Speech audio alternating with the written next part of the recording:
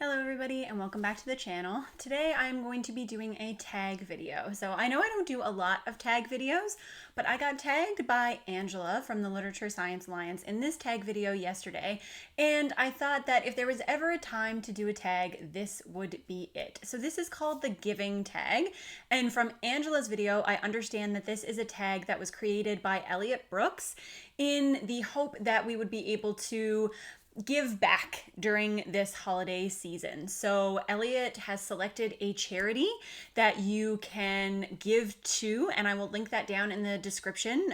Angela had that in the description of her video as well, and it seems to be a food bank charity that you can donate to, and I know that you can at least do it it is based out of the US, but you can definitely donate from Canada as well. So hopefully that is an option kind of internationally. But I just wanted to help them raise awareness about this charity because it seems to be doing some really important work, and for us to just be able to take a moment and pause and reflect on all of the good things that we have in our lives. So I'm going to go ahead and do this tag. All of the prompts have the word give or some derivative of the word give in them, and there are 10 questions. So I will go through all of the questions in the tag, and then, like I said, at the end, I will leave the information for the charity in the descriptor so that if you are able, then you can go and donate to that organization that's doing really good work. So we will jump in, and I just have the prompts written over here. So the very first one is, what is a book that you would give to everyone? So these are difficult sorts of questions, and I like the way that Angela did this in her video. She picked a work of nonfiction and a work of fiction. I am just going to stick with one, and I tried to pick a book that I felt was pretty universal. And when I think of books that are universal, I often think of middle grade stories. For me, and I've talked about this ad nauseum on the channel, for me, I feel like middle grade has a lot of crossover appeal. The young adult genre, I think that there are some definite gems that can appeal to any type of reader, but in middle grade, I think that there are often concepts or the atmosphere is something that translates really well into adult enjoyment, whereas that kind of teenage angst sometimes can be limited to a very small market. So I decided to go with a middle grade book that I read a couple of years ago that I found to be equal parts profound and heartbreaking and incredibly moving. And that is the book Wonder by R.J. Palacio. So this is a book that follows a young boy named August, or Augie is how he's known to his family. And he has a craniofacial difference. So he was born with this craniofacial difference, and that has led to a lot of medical complications due to some difficulties either with his eyesight or his nasopharynx or his ears and his hearing, and he has had to go through a number of surgeries in order to help ameliorate some of those medical difficulties. He has lived the vast majority of his life at home, but as he enters into grade 5, he decides that he wants to go, or his parents decide that they feel like he should go to a public school for the first time. And because his facial difference is so startling to a lot of his peers, this is something that many of them have never seen before, and they're not quite sure how to react to it. It is definitely a struggle for Augie to integrate himself into that natural school environment. And we follow the perspective of Augie. We get to see the points of view of some of the friends that he makes, of his older sister, his older sister's boyfriend, and then of course of his parents.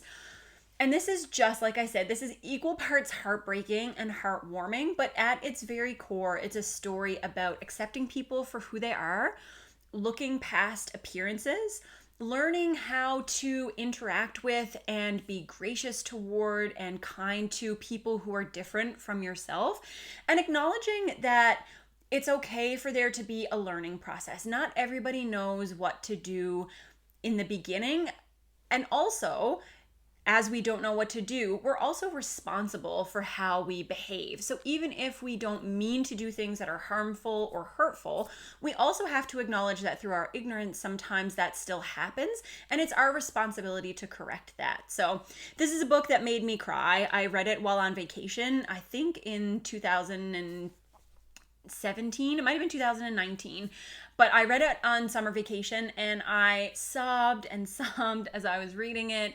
It is a difficult book, but I think a very important book. And I think that the reason I would give this to everyone is because I really do think that it applies at all ages. I think that it's great for kids who are maybe navigating these situations for the first time, for teenagers who, as part of their developmental phase, are very id driven and kind of focused on their own internal world. So it's good to be able to reflect on things outside that sometimes.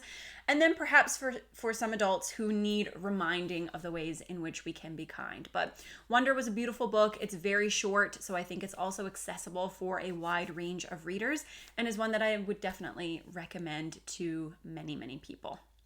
Question number 2 is, what is a book you couldn't give a rat's hiney about? That may be the first time in my life that I've ever said hiney. However, a book that I don't care a lot about. The book that I see everywhere right now, and I do not mean this in any sort of disparaging way, but is Will Smith's autobiography, Will. I feel like that is popping up like in my email, on my dashboard, everywhere I look, I see this. And celebrity autobiographies are something that I struggle with at baseline. I am not trying to sound like mightier than thou and like I am above celebrity culture, because I think that all of us have people that we admire. The people that I tend to admire and want to look out for are definitely the bookish people. So I would be much more interested, for example, in meeting an author that I really love instead of meeting an actor. But I struggle to really get invested in people's life stories through a bookish medium. And I don't know if that's because my entire job revolves around talking about people and their life stories. And I feel like I take on a lot of that mental weight a lot of the time. I have heard many things, many wonderful things, many shocking things, many horrifying things. And so when I read, that is the last thing that I want to be reading. So I do not have a ton of interest in reading Will Smith's autobiography, but I am happy for all of you who have been wondering about his life and how he got to the place where he is. And hopefully, if you are reading it, you are enjoying it. Question number 3 is, given that the holidays are coming up, what is a book you hope someone buys for you? So I get a lot of books. My birthday is actually 3 days before Christmas. So my birthday is the 22nd of December, and then Christmas is a couple of days later.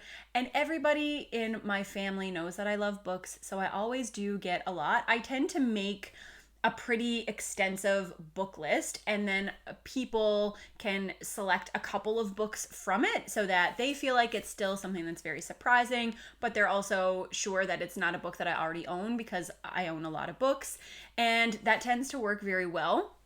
One of the books that I would like to get for Christmas this year, one of the ones that I put on that list, is called Matrix by Lauren Groff. So this is Lauren Groff's first work of fiction, I guess first novel, because she wrote some short stories, I think, since her book Fates and Furies, which came out, I'm gonna say like in the early 2010s maybe, but I'll double check on that. And Fates and Furies was a novel that I absolutely loved. It was a story about a marriage, and it was told from dual perspectives. So it was from the point of view of the husband and the point of view of the wife. And so you got one character's point of view, and then when you flipped over to the other character's point of view, you kind of went back in time and viewed that marriage through their own personal timeline.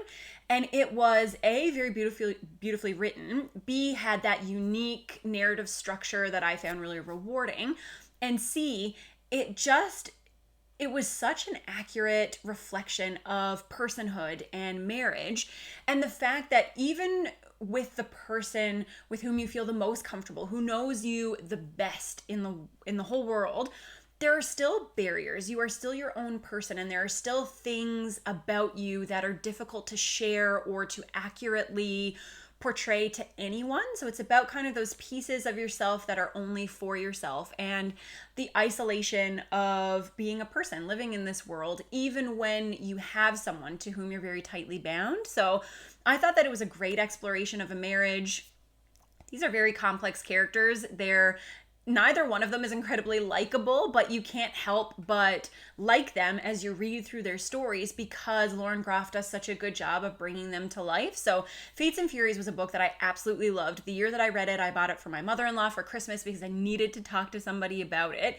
And even though I didn't pick up her short story anthology that came out afterward, I would really like to read Matrix. As far as I know, this one is historical fiction and it's set in around the 1100s. So I do tend to like medieval historical fiction more than I like modern historical fiction.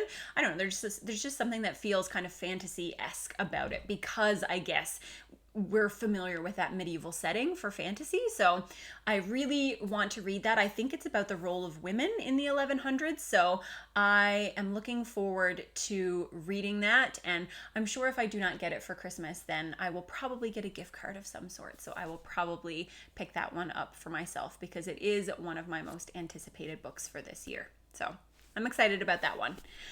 Number 4, what is a book or a series you've given up on? Yeah. If you've spent a lot of time on the channel, you know that I have a really difficult time with DNFing books. Sometimes I can let go of a series a little more easily. If I didn't enjoy the first book and I know there's going to be a bunch more, sometimes I will just kind of look up what happens and just see if there's a character that I do care about, see what their arc is like. But I have a really difficult time DNFing books. I know that I should. I admire people who can. I don't think that it's some sort of like weakness or failure. I just personally have a very difficult time with it. But I did DNF a book this year, and that was Blood Meridian by Cormac McCarthy. I have been reading so many things that I love this year, and as I was reading Blood Meridian, I didn't necessarily think it was bad. I felt like I could understand what Cormac McCarthy was going for. I can see how so many people enjoyed that book, but I was honestly just bored. I just didn't care. I didn't care about reading it. It did not entice me to read any further. All of the horrible things that were happening meant absolutely nothing to me, so I DNF'd it, I think 6 or 7 chapters in. It is on a bunch of lists that I have in my reading journals about like books that you should read or books that you have to read. So I will in all likelihood go back and try to reread it at some point, but I was just not at all in the space where I wanted or could enjoy that book this year. And I didn't want to put myself into a reading slump or start to drag it out so that I wasn't reading anything else that I was enjoying. So that was an official DNF for 2021, and I am proud of myself for getting there. Question number 5 is, who is a character you wish an author would give more time to? This is really funny because this is something that I've actually been thinking about over the last couple of weeks and wrote a message in my Discord in the Stephen King channel because I really wanted to share this thought with everybody else. So, as I do my reread of The Gunslinger, there is a character that I am so fascinated by that we get not a lot of background on or not a lot of insight into, and that is Roland's mother, Gabrielle Deschain. So Gabrielle shows up in some of the books when we see flashbacks from Roland's point of view, and we get to see her through Roland's eyes, which is a very skewed interpretation because she is his mother and there are a host of complex and complicated emotions that he holds toward her.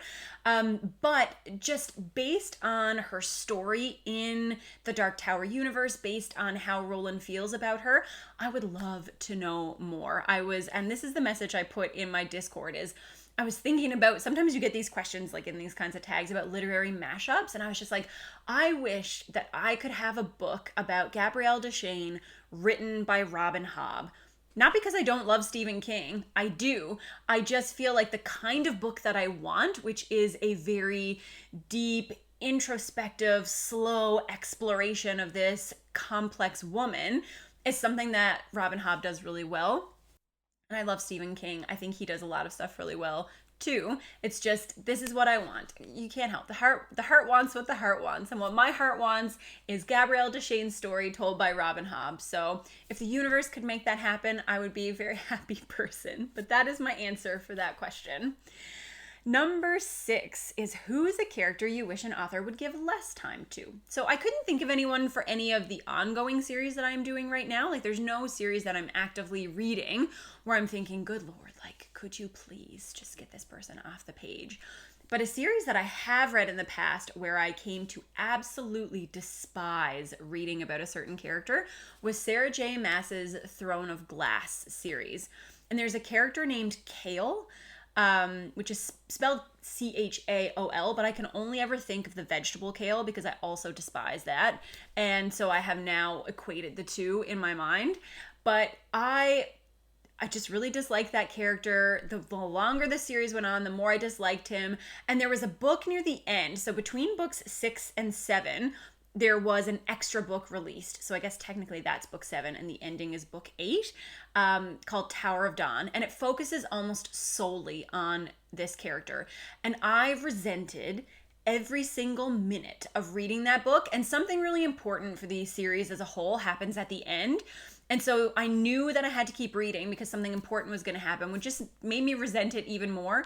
I will never reread that book. It was like pulling teeth getting through it. I hated almost every second of reading it, and I wish that it had never been written. I wish we had just gone from book 6 to book 7. I would have been completely happy with that. Unless it was book 5 to book 6. Maybe there's 7 with Tower of Dawn. Regardless, I wish we had gone from the last regular book to Kingdom of Ash without Tower of Dawn in there anywhere, because I really didn't like it. That's my answer. Number 7.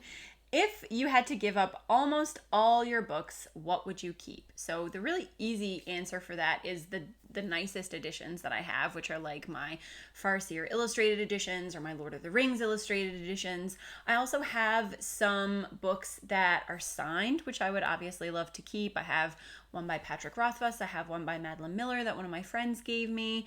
I have a bunch of signed books, so those as well. But if I had to pick one book for sentimental reasons to keep, it would probably be the leather-bound bind up of Jack London's works that my dad gave to me. So this was his book, and this is actually the book that I used to read White Fang and The Call of the Wild when I was a child. Those are the versions that he had. And it's just this old kind of dark blue leather-bound copy. I don't think it is of any particular value, but it's just those are some of the first books that I read. My dad gave me that book. It was his for a really long time, and then he passed it along to me. So, you know, in a fire type situation, if there's one book that I have to save, then that is probably the one that I'm going to be going for. So that is that answer. Number 8 is, what is the best book or bookish thing you've been given? So I will pick one book and one bookish thing for this answer. So the bookish thing is actually behind me, and I can reach it. Oh gosh, right here. So this is a little candle that my mom gave me last year for Christmas, which is a Lord of the Rings candle. It's really beautiful. It has the picture on here. It's got like a little copy of each of the books on the top, and then inside it's got this little like electronic battery operated candle. So when you light it up, it just looks really pretty, and I bought it to put up here with my Lord of the Rings books, but I feel like these lips on the bookshelf are really tall, so whenever I upgrade the library, I will make sure that I can display things without having that kind of boundary there. But that is a bookish item that was really thoughtful and I really loved.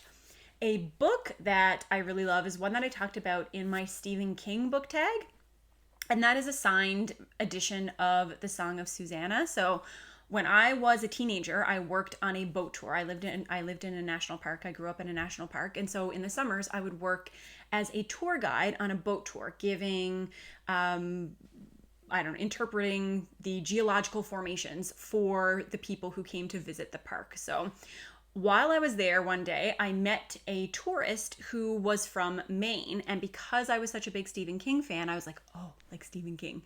And so then we got talking about Stephen King. He told me that he actually sat on a committee with Stephen King's wife, Tabitha, and that was the end. I said goodbye to him. Like 2 months later, a book shows up at the boat tour's office that is addressed to me, and it is a personalized signed copy of The Song of Susanna by Stephen King. So I I have no idea. I have no way of verifying whether or not Stephen King himself signed this. It looks like his signature based on the other ones that I have seen online. I hope that it is real. I treasure it as if it were real. So I really hope that it is. And that is definitely my favorite book that someone else has gifted to me. So I'm just, I'm going to keep believing that it is really signed by Stephen King. Number 9. What's a book someone gave you that you wish you could give right back? So again, this was a really hard one to think of, and I'm going to answer the question, but not exactly as it's written. So there's no book that someone has gifted me where I've been like, gross, get that, away from me. I want to give it right back to you. But my husband went through a little bit of a phase when we were both kind of like poor college students, when he would buy me books for my birthday or Christmas that he wanted to read himself. So I don't know if this is intentional in the beginning, but it did eventually become a running joke.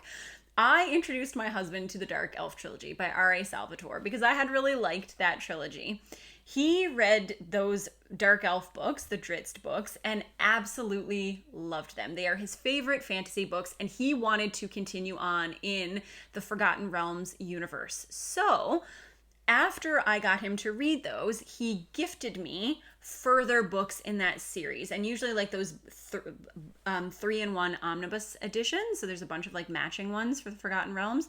So then whenever like some sort of relationship event or life event came up, I would be gifted one of these books when clearly it was because he wanted to continue on in that universe. And we didn't have enough money to just go out and buy books when we wanted them. So he felt like that was a good opportunity to expand our home library. So I have definitely ceremoniously re-gifted those back to my husband. I refer to them as his books, even though they are technically mine because I received them for a variety of life events. So I will use that for that answer.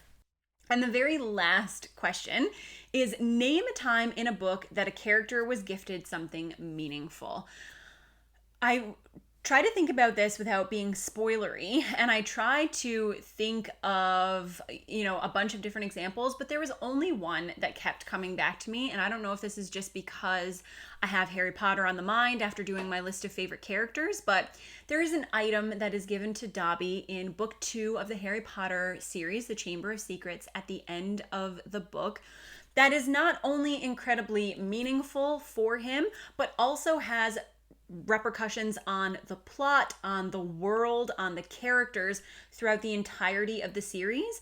And it is a scene, it's one of my favorite scenes, but it is a scene that highlights the personalities of the characters who are involved. It is a scene that helps us to see certain characters in a different light. It is a scene that, again, reflects the nature of J.K. Rowling's entire exploration of good versus evil. And I think that is a very moving scene that stands for something beyond just pure emotion. It's something that kind of reflects where the story is going to go, and it has huge implications on the plot and on the outcome of some of the different characters' story arcs further down the road. So that was the most meaningful gift from one character to another that I could think of when I was going through the questions for this tag. But that is it. Those are the 10 questions for the tag. Like I said, this is an important tag, I think, to do. I hope that you enjoyed watching it.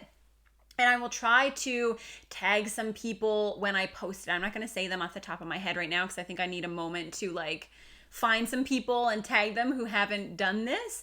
Tagging people is the worst part of this for me. I always feel, and I always say this too, I feel like in gym class when you're selecting people to be on your team, and it brings back a host of memories. But I will find some people who have not yet either been tagged or who have not yet posted this, and I will put them in the description box below. But I will see you with another video soon. Bye.